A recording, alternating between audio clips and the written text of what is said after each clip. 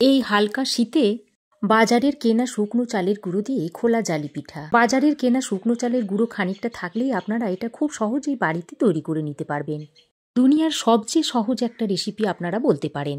পিঠের সঙ্গে অন্য পিঠের কোনো তুলনা হয় না। এতটাই নরম তুলতুলে হয় যে মুখে দেওয়া মাত্রই মিলিয়ে যায়। আর এটা তৈরি করে দুদিন রেখে দিলেও শক্ত হবে না। নমস্কার বন্ধুরা, তিয়াশাস রেসিপিতে সকলকে স্বাগত জানাই। আজ বানিয়ে দেখাবো খোলা জালি পিঠা। বাজারের শুকনো চালের গুঁড়ো দিয়ে আপনারা ঝটপট এই পিঠেটা বাড়িতে তৈরি করে নিতে পারবেন। আর এই পিঠে খেতে দারুণ সুস্বাদু হয়। তো চলুন রেসিপিটা দেখে নিই। তো রেসিপিটা তৈরি করার জন্য একটা বড় বাটি নিয়েছি। এবার আমি এখানে নিয়েছি 1 কাপ মতো শুকনো চালের গুঁড়ি, যেটা বাজারে কিনতে পাওয়া যায় সেই গুঁড়িটাই আমি নিয়েছি। এবার এরকম একটা স্ট্রেনারের সাহায্যে চালের গুঁড়িটাকে একটু চেলে নেব।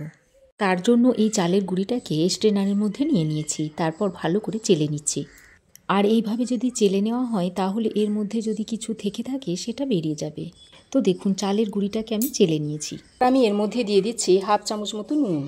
এবার চালের গুঁড়িটার সঙ্গে নুনটাকে ভালো করে একটু মিশিয়ে নিচ্ছি। এবার আমি এখানে নিয়েছি কুসুম গরম জল, আঙুল সওয়া যায় এমন গরম জল আমি নিয়েছি। তারপর এই চালের গুঁড়ির মধ্যে অল্প করে দিয়ে মিশিয়ে নিচ্ছি। তবে যেহেতু আমি শুকনো চালের গুঁড়ি নিয়েছি তাই এতে জলটা একটু বেশিই লাগবে। আর হাতের সাহায্যে মেখে নেবেন, তাহলে গোলাটা খুব ভালো হবে।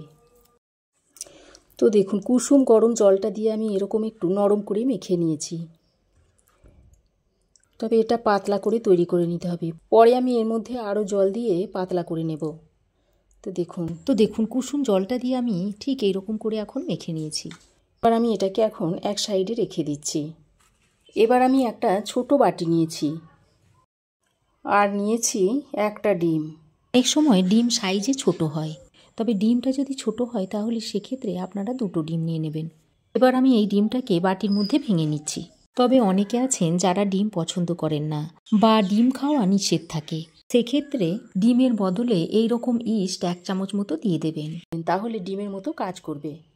আর ডিম যেহেতু সবার ঘরে অ্যাভেলেবেল থাকে তাই আমি ডিম দিয়েই বানিয়ে দেখাচ্ছি।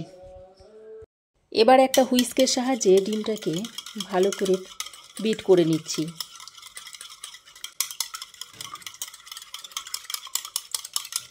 তো দেখুন ডিমটাকে আমি ভালো করে বিট করে নিয়েছি। এবার আমি এই যে ব্যাটারটা তৈরি করে রেখেছিলাম তার মধ্যে এই ডিমটা দিয়ে দিচ্ছি। এবার এই ডিমের গোলাটা দিয়ে আবারও একসঙ্গে ভালো করে মিশিয়ে নিচ্ছি।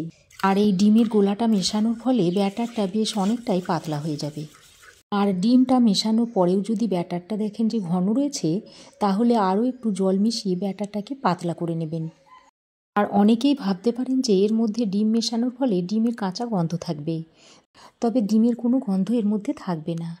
এবার আমি এটাকে ঢাকা দিয়ে 5 মিনিট মতো রেস্টে রেখে দিচ্ছি। তো দেখুন ঢাকা দিয়ে আমি 5 মিনিট রেস্টে রেখে দিয়েছিলাম। 5 মিনিটের বেশি আর রাখার দরকার নেই। আর দেখুন ব্যাটারটা ঠিক এরকম হবে, এরকম পাতলা করে তৈরি করে নিতে হবে। আর আমি একটা গোল হাতা নিয়েছি। দেখুন এই হাতার পিছনে বেশি লেগে নেই, দেখুন অল্প সামান্য পরিমাণে একটু আস্তরণ পড়েছে। ঠিক এরকম ব্যাটারটা তৈরি করে নিতে হবে। তো এখন আমি একটা ফ্রাই প্যান নিয়েছি। যদিও এই খোলা জালি পিঠাটা মাটির পাত্রে বেশি ভালো হয়, তবে যদি মাটির পাত্র না থাকে এরকম একটা ননস্টিকের পাত্রেও আপনারা তৈরি করে নিতে পারেন। এবার গ্যাস অন করে প্যানটা গরম করে নিচ্ছি। এবার একটা শুকনো সাদা কাপড়ে আমি একটু তেল নিয়েছি। তারপর এই তেলটা ফ্রাই প্যানে এইভাবে লাগিয়ে মুছে নিতে হবে। এবার যে ব্যাটারটা তৈরি করে রেখেছিলাম তার মধ্যে থেকে নিয়ে ফ্রাই প্যানের মধ্যে দিয়ে দিচ্ছি। তারপর ফ্রাই প্যানের হাতলটা ধরে এইভাবে একটু ঘুরিয়ে দিচ্ছি, তাহলে ব্যাটারটা চারিদিকে সমানভাবে ছড়িয়ে যাবে। এবার গ্যাসের ফ্লেমটাকে মিডিয়ামে করে পিঠেটা তৈরি করে নিচ্ছি। আর এই পিঠেটা ঢাকা দিয়ে তৈরি করার কোনো দরকার নেই, ঢাকা ছাড়াই পিঠেটা তৈরি করে নিচ্ছি। দেখুন সাইডগুলো আলগা হয়ে এসেছে। এবার আমি দেখুন তুলে নিচ্ছি। দেখুন দেখতে কতটা সুন্দর হয়েছে। দেখুন তুলে নিয়ে এবার এটাকে আমি একটা পাত্রের মধ্যে রেখে দিচ্ছি। প্রত্যেকবার ব্যাটার দেওয়ার আগে এইভাবে তেল লাগিয়ে নিতে হবে।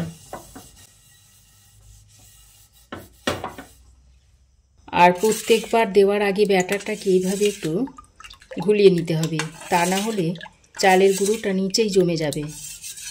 আরও কয়েকটা পিঠে আমি আপনাদের তৈরি করে দেখাচ্ছি। দেখুন পুরো প্যানের গায়ে ব্যাটারটা যদি ছড়িয়ে না যায় তাহলে আরও খানিকটা ব্যাটার নিয়ে এইভাবে প্যানে দিয়ে দেবেন, তাহলে গোল হয়ে যাবে। কিছুক্ষণ পরই দেখবেন এইভাবে সাইড থেকে উঠে আসবে, আর তখনই এইভাবে তুলে নিতে হবে। প্যানের মধ্যে ব্যাটারটা দেওয়ার সঙ্গে সঙ্গে দেখুন কি সুন্দর জালি জালি হয়ে যাচ্ছে। খুন্তি দেওয়ার দরকারই হচ্ছে না, হাতের সাহায্যে সহজেই উঠে আসছে।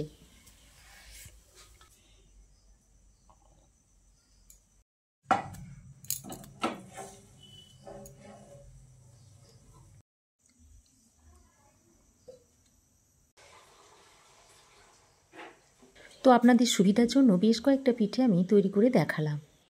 আর এই পিঠেগুলো এতটাই নরম তুলতুলে হয় যে হাতে নেওয়া মাত্রই ছিঁড়ে যায়। খেতে তো খুবই সুস্বাদু হয়, এই শীতে খুবই খেতে ভালো লাগে। তো আপনারাও একবার তৈরি করে খেয়ে দেখতে পারেন। আর এটা তৈরি করে আপনারা ঝোলা গুড় কিংবা তরকারি দিয়েও খেতে পারবেন।